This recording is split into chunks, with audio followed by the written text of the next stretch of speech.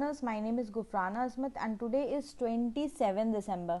तो आज के लिए हमारे पास जो न्यूज़ है वो काफ़ी कम है, अप्रॉक्सीमेटली 4 to 5 टॉपिक्स ही हैं हमारे पास, क्योंकि जनरली फेस्टिव सीजन चल रहा है and people are busy and newspaper में उतना अच्छा भी न्यूज़ नहीं है, but few news are there which I have collected, so we would be discussing that now. Okay, तो बिना टाइम वेस्ट किए हुए स्टार्ट करते हैं हम इन्वायरमेंट एंड इकोलॉजी के सेक्शन से। जो हमारा पहला न्यूज़ है ना, this first news is a very interesting news. This news is about a fish. Okay, fish species है ये। फिश स्पीसीज़ है ना, इसको सल्फर मोलीज भी बोलते हैं। सल्फर मोलीज मतलब बहुत सारी ग्रुप ऑफ फिशेस हो गई, या फिर सल्फर मोली बोलते हैं। तो ये ना एक बहुत ब्यूटीफुल कैरेक्टरिस्टिक्स प्रेजेंट करते हैं। वो ये होता है ना कि ये एक सिंक्रोनाइज्ड वे में ना डांसिंग करते हैं, ठीक है। और ये जब साथ में आप ऐसे अगर देखो, ये आपको ये व्यू दिख रहा होगा, तो when they will be dancing ना, तो ये this is like very mesmerizing to watch. But ये ना प्रेडेटर्स को कंफ्यूज भी कर देता है। तो ये इनका एक टेक्निक है, by this technique they prevent themselves from the eyes of the predators. तो ये अभी देखा गया कहीं पे। और ये जो आपका जो सिंक्रोनाइज डांसिंग ये वाटर में करते हैं ना, and mollies if I am saying मतलब a lot of fishes at a same time, तो ये समटाइम्स एक वेव जनरेट करती है, क्योंकि इसका डांस से एक मोशन होता है। और ये मतलब मिनिमम 2 मिनट्स तक तो लास्ट करता है, sometimes it goes beyond that also. तो इसका एम यही होता है कि ये अपने प्रेडेटर्स से बचने के लिए ये काम करती हैं। अगर सल्फर मोली के बारे में मैं आपको बोलूँ, तो ये क्रिटिकली इंडेंजर्ड स्पीशीज़ है फिश की, and they belong to a fish family को Poeciliidae. This family name is not important, but just know sulphur mollies are kind of fish. क्योंकि आई थिंक 2020 में क्वेश्चन था ना, it was like few names they gave and वो bird species थी। इसी तरह से आप सल्फर मोलीज फिश स्पीशीज है, ये जानेंगे। ये जो स्पीशीज ये एंडेमिक है मेक्सिको के साइड में। मेक्सिको में आपका ग्रिजाल्वा रिवर है तियापो बेसिन के पास में, तो वहाँ पे एंडेमिक है ये मेक्सिको में। तो अगर ये सल्फर मोलीज के बारे में बात करूँ, तो it's not found in India. तो ये चीज़ आपको ध्यान में देना है। दूसरा जो न्यूज़ है हमारा आर्ट एंड कल्चर के सेक्शन से, हम देखेंगे ये टोडा ट्राइब के बारे में। अगर आप में से कोई एंथ्रोपोलॉजी का स्टूडेंट होगा तो that he might be aware, क्योंकि टोडा तो एक बहुत इम्पॉर्टेंट ट्राइब होता है जिसके बारे में स्टडी की जाती है एंथ्रोपोलॉजी में। तो हम थोड़ा सा टोडा ट्राइब के बारे में देखेंगे। ये ट्राइब जो है ना, दिस ट्राइब इज इसका जो रिसाइडिंग का प्लेस है वो हम नीलगिरी माउंटेन्स है ना सदर्न इंडिया में, वहाँ पे बोलते हैं। एक इंटरेस्टिंग फैक्ट अगर मैं आपको टोडास के बारे में बताऊँ ना, तो कुछ लोग ये भी बोलते हैं कि जो टोडा ट्राइब्स है ना, they are descendant of Alexander the Great की जो आर्मी थी ना। तो जो आर्मी इंडिया में बस गई थी and they way push towards the southern part of India. तो ऐसा बोला जाता है कि ये जो टोडा ट्राइब है ये अलेक्जेंडर की आर्मी की डिसेंडेंट है। इसका एक बहुत इंपॉर्टेंट फीचर है, आपने आंथ्रो में पढ़ा होगा, ये ये एक प्रैक्टिस करते हैं, ठीक है। इस जैसे कि आपने पांडवास के बारे में पढ़ा ना, पांडवास के बारे में पढ़ा, 1 female and multiple husband, 5 husband. तो वो उस तरह का फैटर्नल प्रैक्टिसेस ये फॉलो करते थे इन द पास्ट, ठीक है। तो what would be the word, I am not getting the word, okay I discuss about it, leave it. तो टोडा द्रविडियन लैंग्वेज ही यूज़ करेंगे क्योंकि साउथ में है, ठीक है। तो इसकी जो लैंग्वेज लिंग्विस्टिक स्टॉक है वो हम इसको द्रविडियन बोलेंगे। आप इसको लोकेशन अगर बोलेंगे तो Nilgiri hills of southern India में ये मिलेगी, ठीक है। इसमें क्या होता है ना, टोडा में विलेज का जनरली कोई हेडमैन नहीं होता है, डिसीजंस लिया जाता है by all the male caste councils, ठीक है। और देखो my brain is coming towards this only, इसको ये टोडाज का okay, it is called fraternal polyandry. हाँ, I got the word, it's polyandry, ठीक है। समटाइम्स ना things will come in your mind और फिर वो स्किप हो जाता है वहाँ से, तो दैट वाज हैपनिंग। तो fraternal polyandry they use to practice one women, उसका मल्टीपल हस्बैंड होता था। Multiple husband means from the same family, मतलब ब्रदर्स मैरी करते थे, उससे जो ऑफस्प्रिंग प्रोड्यूस होगा, किड्स, ऐसे बोलते थे कि जो एल्डेस्ट ब्रदर है उसका नाम मिलता था। तो दे यूज टू प्रैक्टिस दिस पहले। तो आपको टोडा का लोकेशन पता होना चाहिए, लैंग्वेज पता होना चाहिए, और इनका कोई हेडमैन नहीं होता है, ठीक है। इनकी जो इंपॉर्टेंट डीटी होती है जिसका ये पूजा करते हैं, इसको टोकिसी बोलते हैं, ठीक है। टोकिसी, टोडा ट्राइब एंड बफलो, थोड़ा सा ये चीज़ आप इस चीज़ को थोड़ा सा ध्यान में देंगे। नेक्स्ट हम इकोनॉमी के सेक्शन में चलते हैं। हमारा इकोनॉमी के सेक्शन में जो पहला न्यूज़ है that is about anti dumping duty. 5 Chinese products में गवर्नमेंट ऑफ इंडिया ने इम्पोज कर दिया एंटी डंपिंग ड्यूटी। कुछ आपकी एल्यूमिनियम गुड्स हैं, केमिकल्स हैं, 5 साल के लिए किया गया है। ताकि क्यों ही करते हैं हम एंटी डंपिंग, ताकि जो हमारा लोकल मैन्युफैक्चरर है उनको प्रोटेक्ट कर सके। क्योंकि देखो क्या होता है ना कि चाइना बहुत चीपली चीज़ों को हमारे देश में भेजता है, एंड अगर कोई एक प्रोडक्ट आपको इंडिया मार्केट में चीपली मिल रहा है and that is a Chinese product, तो what people will do, people will buy that product. तो ये प्रॉब्लम होता है कहाँ, हमारी लोकल मैन्युफैक्चरिंग इंडस्ट्री को। इसलिए गवर्नमेंट क्या करती है, एंटी डंपिंग ड्यूटी की तरफ से एक बैरियर बनाती है। मतलब सपोज कोई एक प्रोडक्ट है जो 2 रुपये के हिसाब से चाइना बेच रहा है, लेकिन गवर्नमेंट ऑफ इंडिया क्या करी, उसमें आपका 2 रुपया और एंटी डंपिंग ड्यूटी लगा दी, तो उस प्रोडक्ट का दाम हो गया 4 रुपीज़। सेम प्रोडक्ट में भी हो सकता है इंडियन मैन्युफैक्चरर 3 रुपए में बना रहा होगा, तो थोड़ा इसका दाम इंक्रीज हो गया ना। तो what people will prefer to buy Indian products. लेकिन देखो अगर एंटी डंपिंग ड्यूटी नहीं लगाता है गवर्नमेंट, तो उस चाइनीज प्रोडक्ट का कॉस्ट कितना हो जाएगा, 2 rupees. Then what people will prefer this Chinese product. इसीलिए एंटी डंपिंग ड्यूटी लगाते हैं ताकि लोकल मैन्युफैक्चरर को प्रोटेक्ट कर सके from cheap imports from the neighbouring country.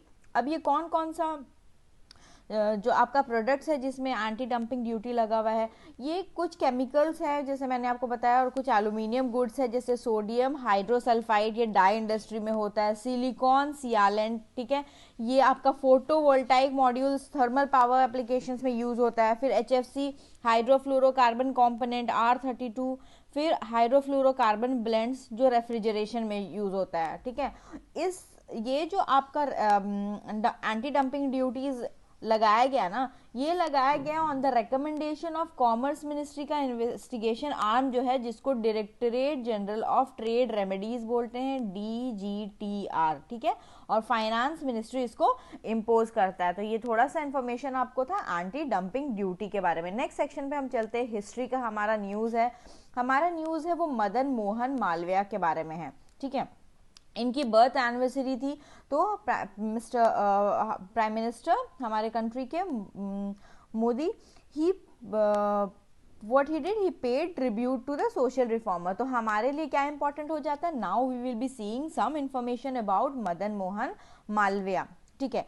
Madan Mohan Malviya को ना महामना, ठीक है, ये भी बोला जाता था। तो महामना इनको कौन बोलते थे, महात्मा गांधी इनको बोलते थे। मदन मोहन मालवीय का एक टाइटल क्या था, महामना। ये इंपॉर्टेंट है, ये चीज आप ध्यान में रखेंगे, Mahamana, and this title was given by Mahatma Gandhi, ठीक है। Second president of India doctor S Radhakrishnan, इनको एक स्टेटस दिए थे, इनको बोलते थे कर्म योगी, ठीक है। अच्छा, अभी आपने पढ़ा होगा ना कुछ टाइम में मिशन कर्म योगी, है ना, मोदी जी ने अनाउंस किया था मिशन कर्म योगी। किस चीज़ से रिलेटेड है, सिविल सर्विसेज से रिलेटेड है। तो देखो थोड़ा इनको डॉक्टर S राधाकृष्णन कर्म योगी बोलते थे। तो देखो थोड़ा सा वो कर्म योगी वर्ड आएगा ना, तो आप अपने ब्रेन को थोड़ा वैसा काम करवाना कि तुरंत वो क्लिक करे कि ओके कर्म योगी चीज़ मैंने कहीं और भी पढ़ा है, किस चीज़ से रिलेटेड था, ठीक है। तो खैर वो चीज़ का तो डायरेक्ट लिंकेज यहाँ पे नहीं है, जस्ट मैं रिमाइंडर के लिए आपको बता रही हूँ। अब इनका रोल देखते हैं फ्रीडम स्ट्रगल में, ठीक है। जब 1930 में महात्मा गांधी ने सॉल्ट सत्याग्रह लॉन्च किया था, सिविल डिसोबीडियंस मूवमेंट, तो उसमें इन्होंने पार्टिसिपेट किया था, ठीक है। तो एक इनका ये रोल था। इनका रोल कांग्रेस में अगर देखा जाए तो इनको प्रेसिडेंट इलेक्ट किया गया था कांग्रेस कमेटी का 4 बार, कांग्रेस कमेटी का 4 टाइम्स, 1909 में, 1909, 1918, 1932 एंड 1933। अब इनके कुछ कॉन्ट्रीब्यूशंस देख लेते हैं, ठीक है। तो इनकी ना काफ़ी अच्छी कंट्रीब्यूशन रही है। जो इंडियन इंडेंचर सिस्टम था ना कैरेबियन के पास में, जो आपका कैरेबियन आइलैंड अगर आपको पता होगा कहाँ पे, नॉर्थ अमेरिका के साइड में, आप थोड़ा अटलांटिक ओशन में जाएंगे तो आपको कैरेबियन आइलैंड मिलेगा। तो वहाँ पे काफ़ी इंडियन इंडेंचर लेबर्स थे, तो उनका रोल वहाँ पे थोड़ा रहा है, ठीक है। देन ये बहुत ज़्यादा एप्रीहेंसिव थे ब्रिटिशर्स के, ठीक है। इन्होंने गंगा महासभा का उद्घाटन किया था, ये आपका हरिद्वार में, ठीक है। ये एक सोशल रिफॉर्मर रह चुके हैं, आपको ये पता होगा, बहुत सक्सेसफुल लेजिस्लेटर रहे हैं, ठीक है। He served as a member of the Imperial Legislative Council. ये कितना लंबा टाइम फ्रेम है देखो, अप्रोक्सीमेटली 11 साल तक, ठीक है। इन्होंने जो हमारा एक बार यूपीएससी में क्वेश्चन आया था ना कि सत्यमेव जयते कहाँ से लिया हुआ है, इट बिलोंग्स टू मुंडका उपनिषद। तो ये जो टर्म है ना सत्यमेव जयते, इस टर्म को बहुत ज़्यादा पॉपुलराइज करने का जो काम है ना, ये आपका मदन मोहन मालवीय जी ने किया है, ठीक है। और ये टर्म अभी देखो हमारा क्या है, नेशनल मोटो ऑफ इंडिया है। तो मदन मोहन एमएमएम, आप इनको कंट्रीब्यूशन देंगे सत्यमेव जयते को पॉपुलराइज करने का, ठीक है। Devanagari was introduced in the British Indian courts because of Malviya efforts, ठीक है। वरना वो ब्रिटिशर्स क्या करते थे, they wanted English all over, but Devanagari को इंट्रोड्यूस करने में इनका, देखो इनकी बहुत अच्छी जो वर्क है वो हिंदू मुस्लिम यूनिटी में रही है, ठीक है। उस कम्युनल एंगल को कम करने में इनकी बहुत अच्छी कंट्रीब्यूशन रही है, ठीक है। इन्होंने बहुत अच्छे अच्छे स्पीचेस दिए हैं कम्युनल हार्मनी के लिए, ठीक है। इनको इनफैक्ट ब्राह्मण कम्युनिटी से एक्सपेल कर दिया गया था, क्योंकि उनका जो व्यूज था ना, जो हमारे ब्राह्मणिकल सोसाइटी मतलब हिंदू सोसाइटी में कास्ट डिवीजन में जो डिस्क्रिमिनेशन था, ब्राह्मणिकल पैट्रियार्की था, तो उसके अगेंस्ट में ये बोला करते थे मदन मोहन मालवीय, ठीक है। तो इनको इनफैक्ट ब्राह्मण कम्युनिटी से एक्सपेल कर दिया गया था दोस्तों, ठीक है। In fact he held in establishing Hindu Mahasabha, ठीक है, जिसको greater society of the Hindus बोलते हैं। लेकिन हिंदू महासभा को एस्टैब्लिश करने में इनका रोल रहा था, बट ये कभी भी उस विचार के नहीं थे, देखो ये हिंदू मुस्लिम यूनिटी भी चाहते थे, मतलब एक हिंदू महासभा को सैफरन कलर दे देना है, इनका वो इंटेंशन नहीं था। तो ये मतलब एक बैलेंस्ड अप्रोच लेकर के चलते थे। देखो इन्होंने तो बनारस हिंदू यूनिवर्सिटी का भी फाउंडेशन रखा हुआ है, बट हम ऐसे मदन मोहन मालवीय अगर देखते हैं तो हम देखेंगे ओके ये तिलक लगाए हुए हैं, तो वी विल जज ना कि ओके अगर ये हिंदू महासभा के को स्टैब्लिश करने में इनका महत्व रहा है, देन ही माइट बी वो उनको हम सैफरन पैटर्नेज देंगे, बट नो, जितने भी हमारे पास्ट में लीडर्स रहे हैं जो फ्रीडम स्ट्रगल में काम किए हैं, उनका बहुत अच्छा कंट्रीब्यूशन रहा है इन अ वे। वो उस वक्त के लोग चीज़ों को समझते थे, और वो बहुत ज़्यादा, एक वर्ड ध्यान रखना, बैलेंस्ड अप्रोच लेकर के चलते थे, बिकॉज उनके लिए क्या था, कंट्री, ठीक है। वो जो नेशनलिज्म था ना, दैट वाज एट पीक। अगर आप तिलक की भी बात कर लो तो तिलक को भी हम बोलते हैं ना कि because he used his ways of Ganpati विसर्जन एंड ऑल, की नेशनल मूवमेंट को पॉपुलराइज करने के लिए, इसलिए हिंदू मुस्लिम में डिवाइड आ गया। बट तिलक का इंटेंशन भी क्या था, तिलक का इंटेंशन था क्राउड को रीच करने का, ना ही मुस्लिम्स को सोसाइटी से एलियनेट करने का। तो हमारे जितने भी पास्ट में फ्रीडम फाइटर्स रहे हैं, ठीक है, उन लोगों का हमें काफ़ी इज्जत करना चाहिए। जब भी आप कोशिश करो ना, किसी से भी डिस्कशन कर रहे हो इन लोग के बारे में, तो थोड़ा रेस्पेक्टफुली हर एक इंसान के बारे में बात करना। अगर हम मोहम्मद अली जिन्ना के बारे में बात करते हैं तो हम उनको अब्यूज़ करते हैं ना, क्योंकि बिकॉज ऑफ हिम पाकिस्तान बना, but then Mohammad Ali Jinnah was also a part of Congress, and उनका भी कंट्रीब्यूशन रहा है फ्रीडम स्ट्रगल में। तो आप भी एक बैलेंस्ड अप्रोच लेकर के चलना। This is just like my point of view, I am giving it to you. चलो अब नेक्स्ट, इन जर्नलिस्ट, ठीक है, ये जर्नलिस्ट थे, तो इन्होंने एक हिंदी वीकली स्टार्ट किया था जिसका नाम है अभ्युदया। 1907 में इन्होंने इसको स्टार्ट किया था, और एक हिंदू मंथली जिसका नाम है मर्यादा। तो अभ्युदया और मर्यादा, ठीक है।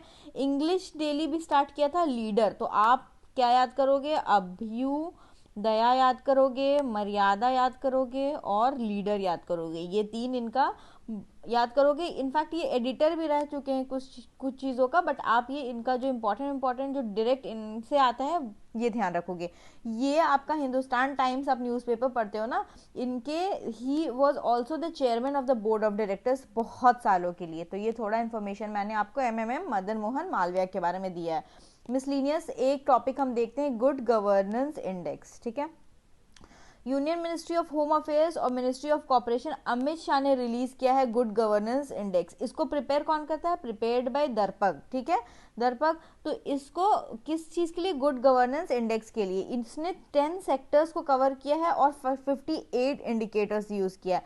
10 सेक्टर्स में क्या होगा? घुमा फिरा के सेम वही, एग्रीकल्चर, अलाइड सेक्टर लेंगे हम, कॉमर्स लेंगे, human resource development, public health, infrastructure, economic governance, social welfare, judicial, security, environment and citizen centric. ये लेकर के इन्होंने सारे स्टेट्स को, यूटीज को 4 कैटेगरीज में डिवाइड किया। Group A, group B, North East and union territories, ठीक है। तो जो आपका गुजरात, महाराष्ट्र एंड गोवा है ना, they have topped the composite rank scoring कितना? Covering 10 sectors. 10 सेक्टर्स को कवर करके आपका गुजरात, महाराष्ट्र एंड गोवा ने टॉप किया है। राजस्थान, अदर स्टेट्स का जो कैटेगरी है ग्रुप बी है, उसमें judiciary, public safety, environment, citizen centric governance, इसमें राजस्थान ने टॉप किया। नॉर्थ ईस्टर्न में आपका मिजोरम, ठीक है, और नॉर्थ ईस्टर्न मतलब इसमें हम थोड़ा हिली टेरेन भी कवर करें, जम्मू एंड कश्मीर, इन्होंने ओवरऑल इंक्रीज थोड़ा रजिस्टर किया है। और यूनियन टेरिटरी में दिल्ली ने रैंक किया, टॉप किया है कंपोजिट रैंकिंग 14 परसेंटाइल। तो आपको कुछ स्टेट्स याद रखने, गुजरात, महाराष्ट्र, गोवा, राजस्थान को आप याद करोगे, ठीक है, मिजोरम एंड जम्मू कश्मीर को आप याद करोगे एंड दिल्ली को याद करोगे। तो ये रैंकिंग था थोड़ा। अब चलो हम क्वेश्चन को अटेम्प्ट करने की कोशिश देखते हैं। लेट मी सी आपको कितना याद है। जो गुड गवर्नेंस इंडेक्स रिपोर्ट है इसको DPERG मतलब department of administration reforms and public grievances ये प्रिपेयर करता है। टोडा जो है वो जैंतिया हिल्स मेघालय का ट्राइब है। एंटी डंपिंग ड्यूटीज जो है वो फाइनेंस मिनिस्ट्री इम्पोज करती है on the recommendation of DGTR। DGTR कौन सा? ठीक है, थोड़ी देर पहले मैंने आपको बताया था, directorate general of trade remedies, ठीक है। तो क्या ये करती है? सल्फर मोलीज फिश है ना, जो वेव जनरेट करती है, are endemic to Mexico. Is it correct? Madan Mohan Malviya was given the title of Mahamana by Mahatma Gandhi और उनको डॉक्टर एस राधाकृष्णन कर्मयोगी का टाइटल दिए। तो वीडियो को पॉज करके आंसर को अटेम्प्ट करने की कोशिश करो। Let me show you the answers. तो सब कुछ यहाँ पे सही है। टोडा के बारे में मैंने आपको बताया था कि ये नीलगिरी हिल्स जो आपकी सदर्न इंडिया, तमिलनाडु के आसपास है, आपका तमिलनाडु के आसपास नहीं, in fact Tamil Nadu major portion cover करती है, तो वहां पे पाई जाती है। Otherwise all answers are correct. तो चलो दोस्तों, I hope that you enjoyed the session. Please like, share and subscribe the channel. And session के PDF के लिए आप हमारे टेलीग्राम चैनल को फॉलो करेंगे जिसका नाम है SWAYAM learners. Link will be provided in the description box. Thank you, have a good day, bye bye.